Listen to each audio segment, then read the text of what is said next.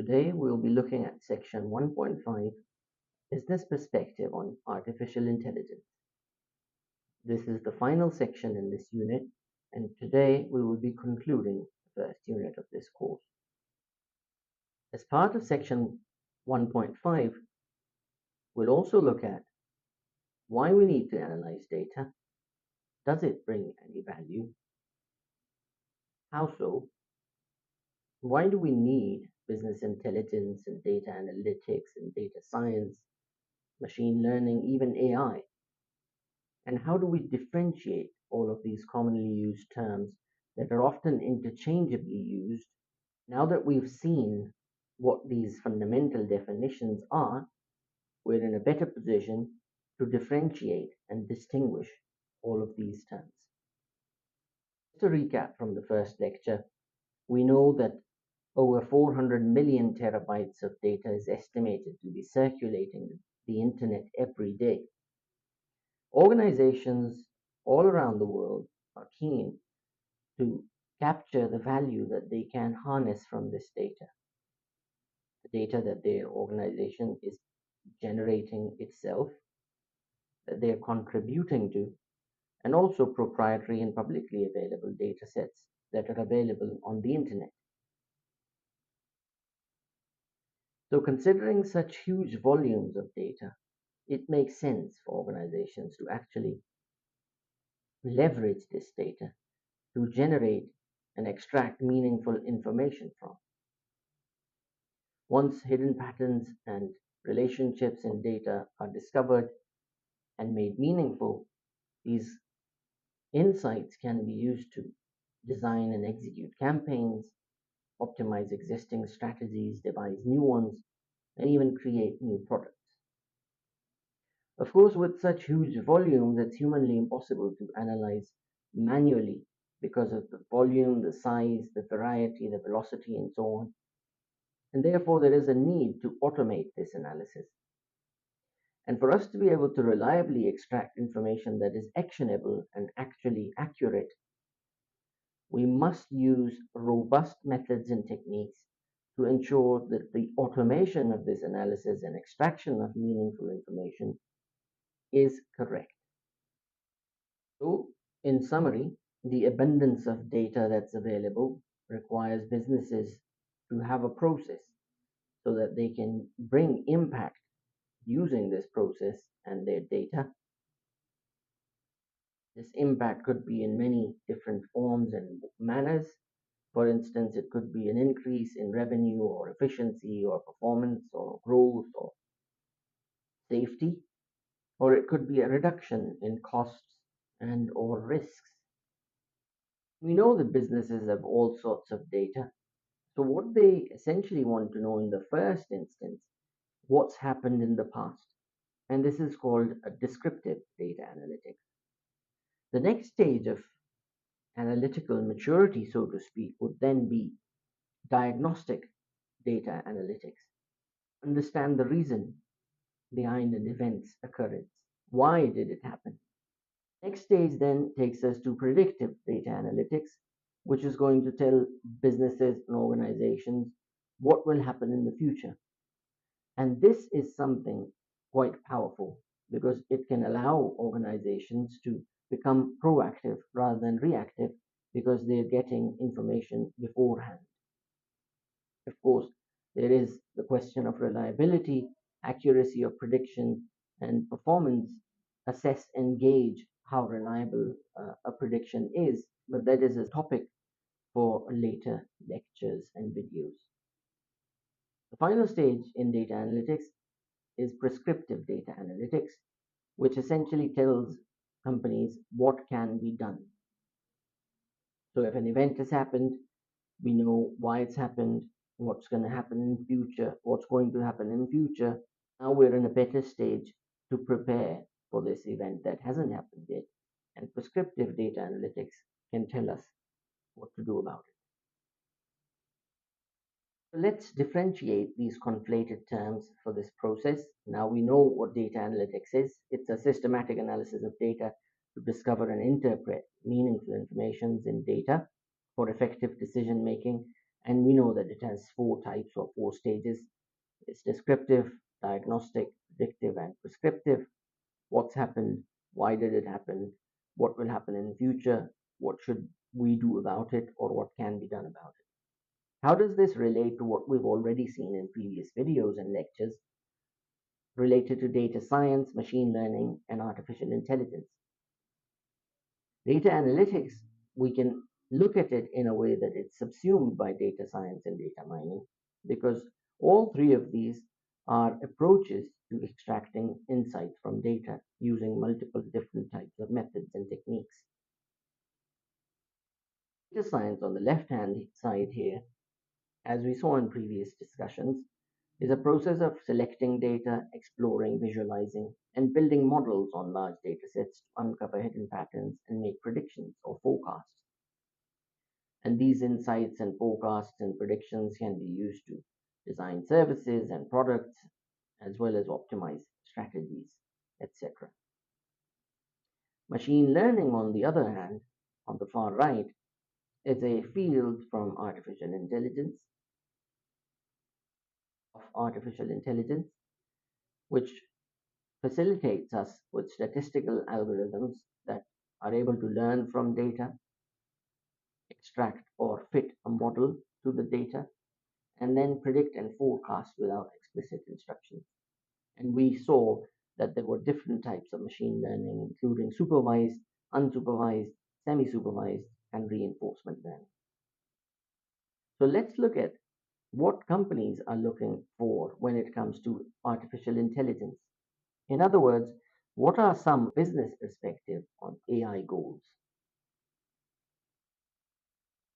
As we saw in previous slides, there's a number of goals that companies or businesses target. They're looking to reduce costs or risks.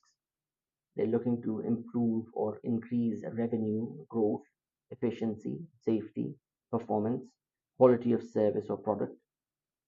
There's also other goals that companies have, especially with AI. There's ethical guidelines to be followed to ensure that the models being generated do not have some kind of a bias, because the decisions or outcomes from these models are going to be actioned by the business. And this can impact people, other organizations and companies, and multiple other entities. There's also the tracking of the impact of AI once it's been adopted by a company. This is an important goal to be able to measure what difference or impact AI has made since its adoption by the company. And finally, assessing risk of adoption is another goal for businesses. These businesses can be of different types. They can be public organizations such as government departments, etc. It can be private companies or organizations, including startups that might be looking to develop products or APIs, enterprise software companies or system integrators, consulting firms, even academia with its research or teaching components, international software vendors, as well as hyperscalers. And the kind of domains or industries that are relevant here are also very many, if not all. Within public or private domain, we have healthcare as an industry, education, social welfare. Of course, these are generally within the remit of government departments, but you can easily think of many examples from the private sector within these industries as well. Similarly, other industries that are very much relevant to the application of AI are utilities, oil and gas and energy, financial services, retail, maritime, and so on and so forth. So let's break these down and look at the AI goals as well as the types of organizations and types of industries one by one in the next three slides. From an AI goals perspective, in terms of reduction of costs, it could be CapEx or it could even be OpEx. If an existing model or a developed model is reducing costs for a company, there is a valid business case for its adoption. In terms of reduction of risks, This could be process safety or process risk, or it could even be some kind of a business risk. For instance, if an AI model is reviewing legal contracts and highlighting erroneous clauses or comparing existing contracts with new contracts that are being drafted and highlighting mistakes to human reviewers, this is already reducing risks for the company. Similarly, when we look at revenue growth, it could be using new products or enhancing existing products or designing new services and executing those services. In terms of efficiency gains, it could be process efficiency. Performance is another area where we could have AI models supporting business as usual within companies. Quality of life when it comes to healthcare, or quality of product and quality of service for all types of organizations. And similarly, process safety, health and safety applications as well.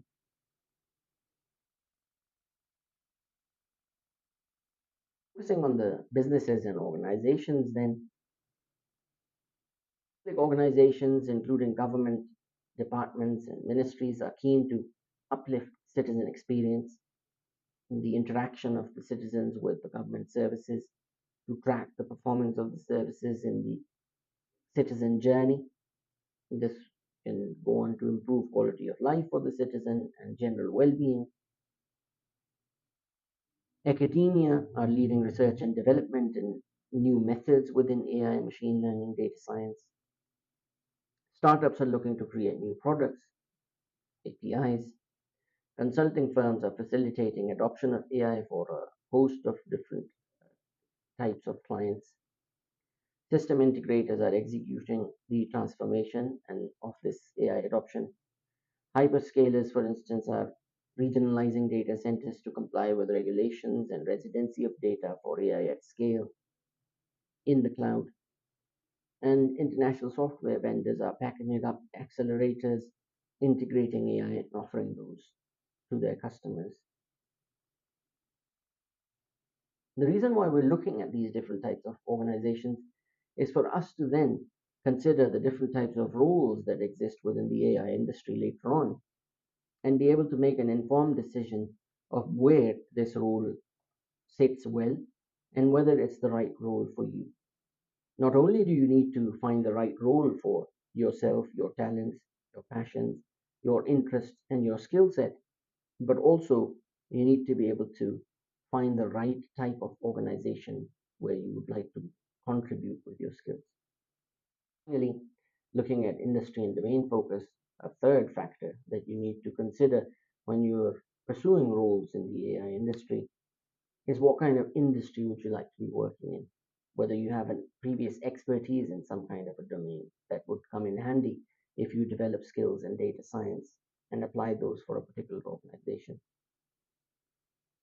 So when it comes to domain or industry focus in terms of AI goals, first and foremost, if you have experience or if you've worked on projects related to typical use cases by industry, it should be a very handy accolade on your CV. Generally, when companies are trying to adopt AI, this is one of their goals. They want to have a list of viable use cases, benchmark use cases. So, looking at state of the art and state of practice globally, creating a use case playbook, for instance, which allows them to target use cases and start to execute and deploy those in the organization for business users to employ on a daily basis or on a regular basis. These kind of use case playbooks are created perhaps with created with the help of consulting firms, management consultancies. They involve ideation workshops where experts from different fields and different parts of the chain join the workshops to brainstorm.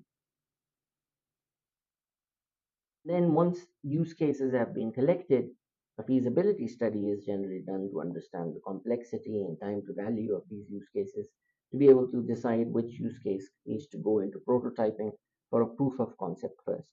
This is where data from the company will start to be ingested into an actual solution that is being developed or an application which is going to be prototyped and then deployed.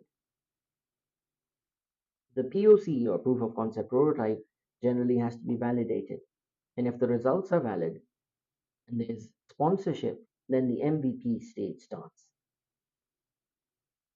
Any given company or organization, you'll find that they are at a different stage of this journey.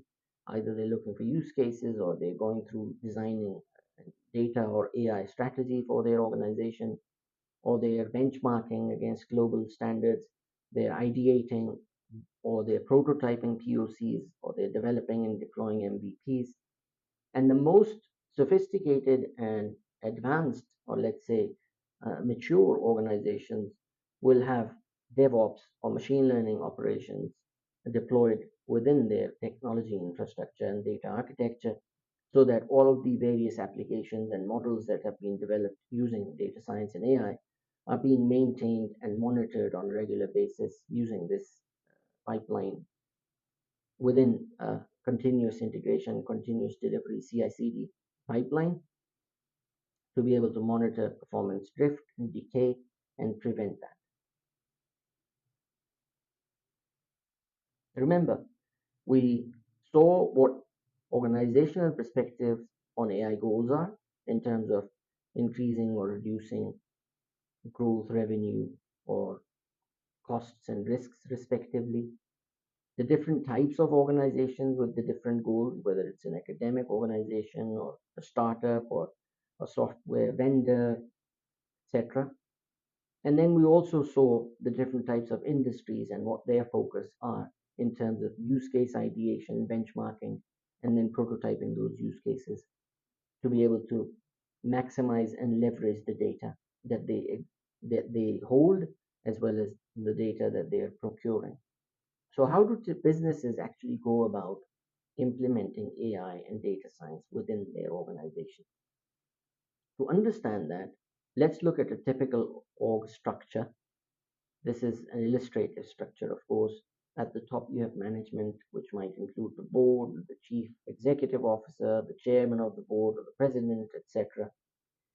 And then a C suite, in this case, we see the CRO, CFO, CTO, and COO. Sales, marketing, customer services, and external marketing agencies, etc., report to the CRO or come under the remit of the CRO rather.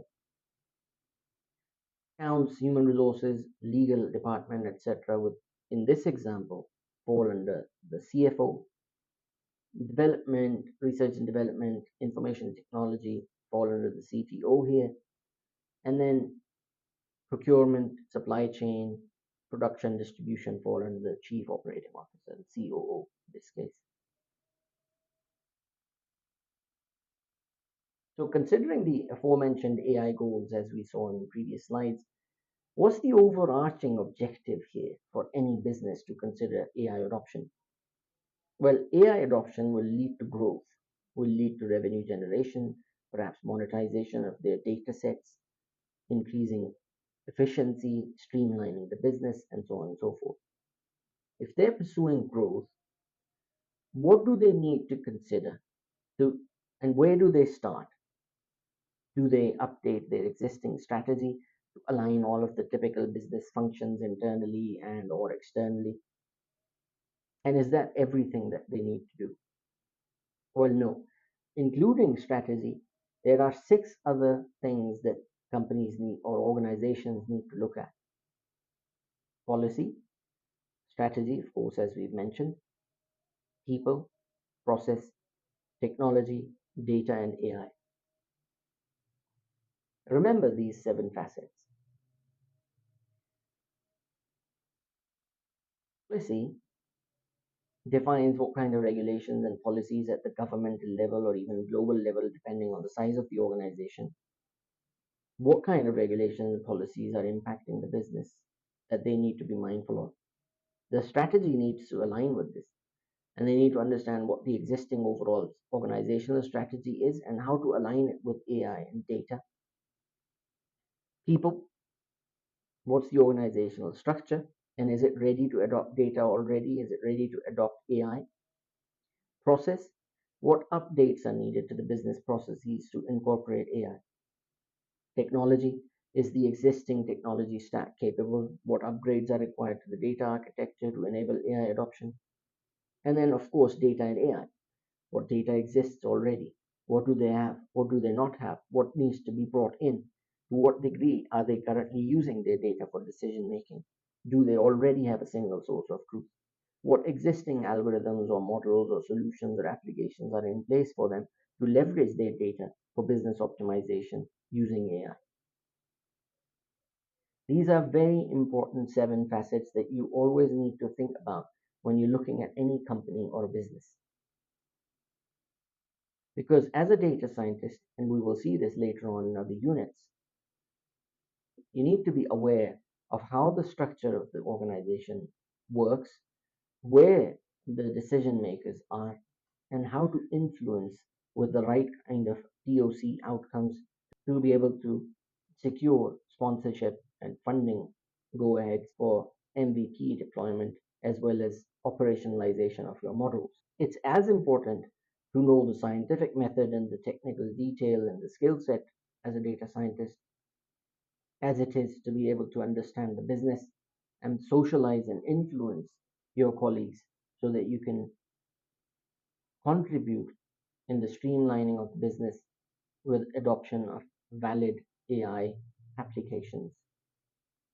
Indeed, this is one of the main responsibilities of the data scientist role to straddle the technical and the business domains and map those two so that the outcomes from the complex modeling process from MVPs and POCs is mapped to business problem and its solution and generates value for the organization as a whole. Let's bring together the functions of the business that we looked at and the 7 facets that we've just reviewed. Let's say the policy is coming from up top because it's coming from the government or the policy makers. Strategy is coming from the business management, so C-suite, the board, the president, the CEO.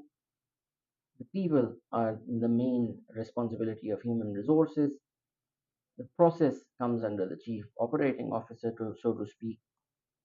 Technology, CTO is responsible for, and then data pervades the whole organization, and AI as well is applicable to all of these various functions in different manners.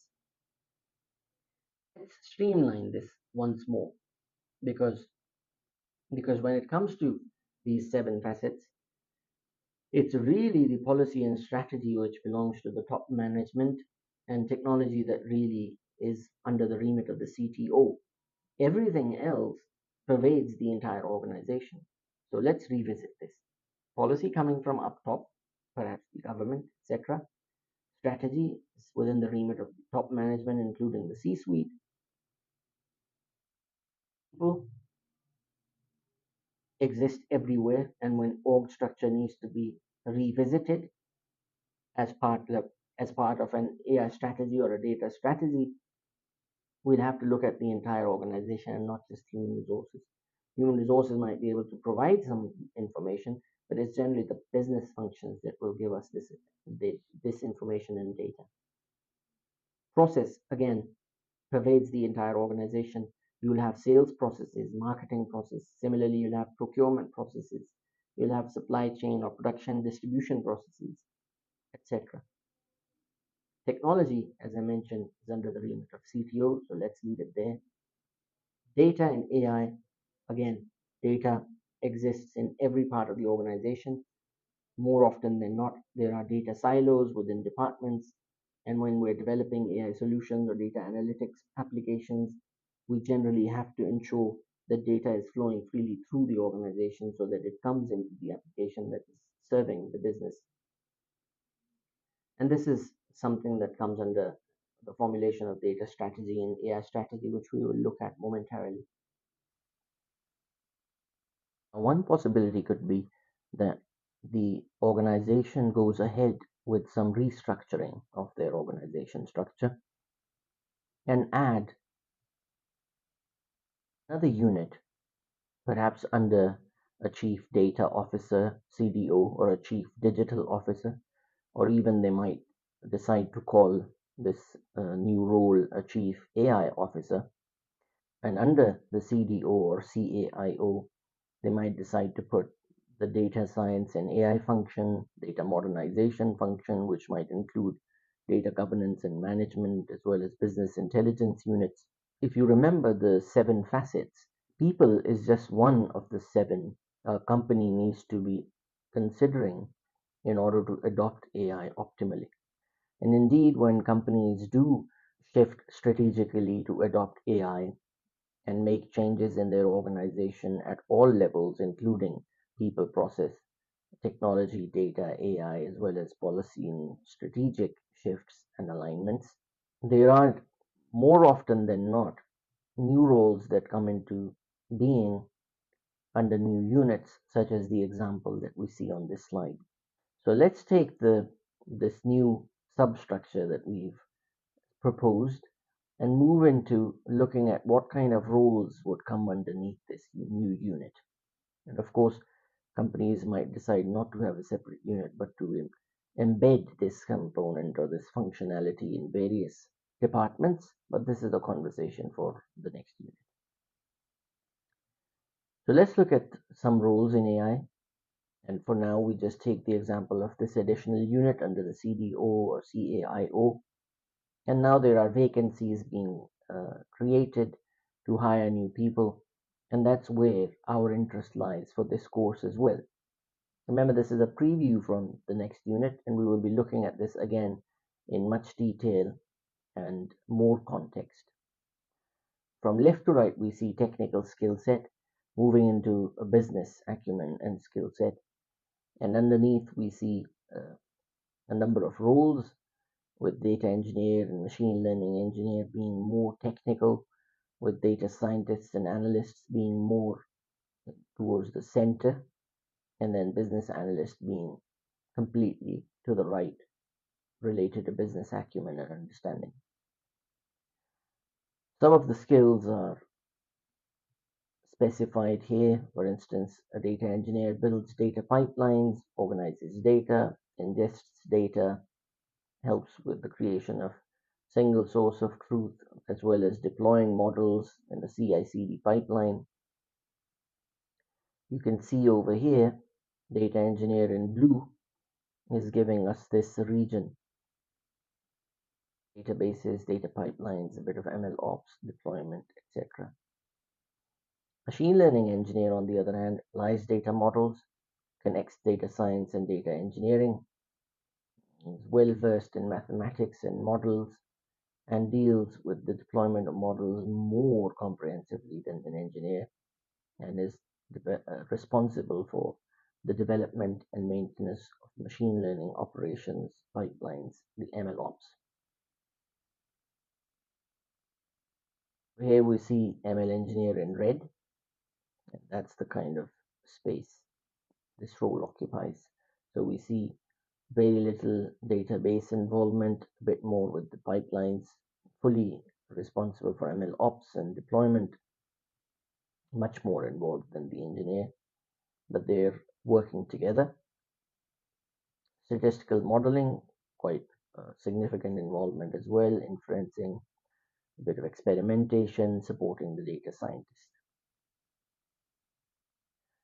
A caveat here is, of course, these roles and the definitions are dynamic, as the field is dynamic and moving fast. New roles are being created.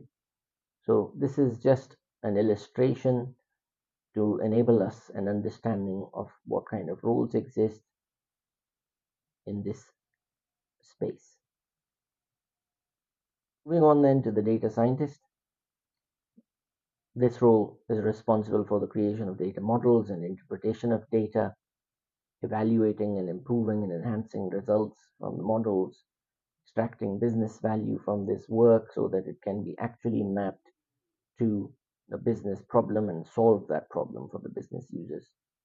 So data scientist is in green, and we see the widest area being occupied by this role.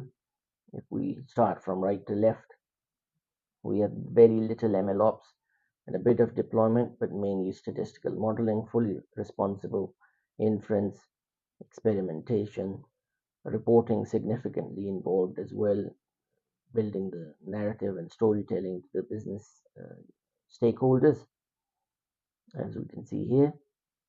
Business insights supporting both the business and data analysts, as we will see shortly.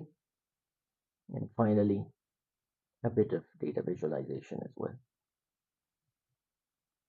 Data analyst then is doing ad hoc analysis on the data as it's first collected and brought in, understanding the business problem, looking at the quality of the data, identification of trends, visualizing, helping with the formulation of hypotheses, validation of those, monitoring KPIs, key performance indicators, and metrics, business metrics that are specified by the business users and in use by the business, either in departments and functions or across the entire business as well. So the analyst is in yellow, and we see here this quite a wide area occupied by the analyst as well, getting involved in a bit in experimentation with the scientist, involvement in reporting, assisting in storytelling and business insights, and with data visualization as well.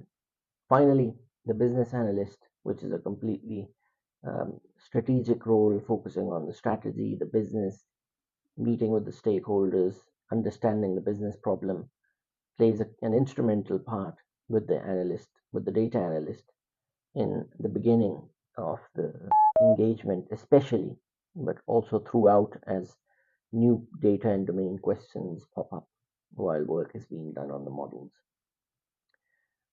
Gains insight into the business, as I said, looks at the requirements and the needs of the business and the problem, meets with the stakeholders, manages the stakeholders, understands the existing current state of practice and the processes, and brings the data as well.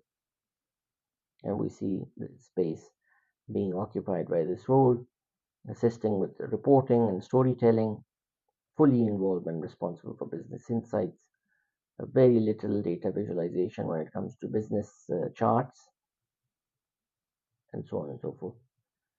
So this gives us an initial understanding of the roles in AI that you might pick from. We're going to be focusing on the data scientist role for this particular course. In the next unit, we will be looking at all of these roles together with the AI and data strategies that the companies and businesses are looking to execute and implement in order to adopt AI. And we will select one of these roles and move into preparation for this role and the interview and succeeding in this role before we move into Unit 3 and Unit 4, where we will start to dive and delve deeply into the technical details of this role, as well as the organizational and social skills needed.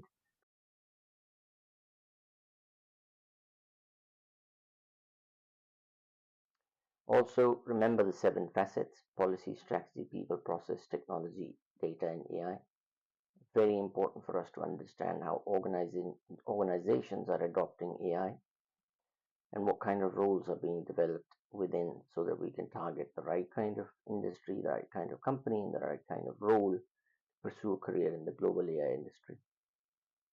Remember that for now we gave a hypothetical suggestion and proposition to add a new business unit under a CDO or a CAIO within an organization, just so that we can then create new vacancies underneath, from technical to business acumen, the 5 roles that we looked at.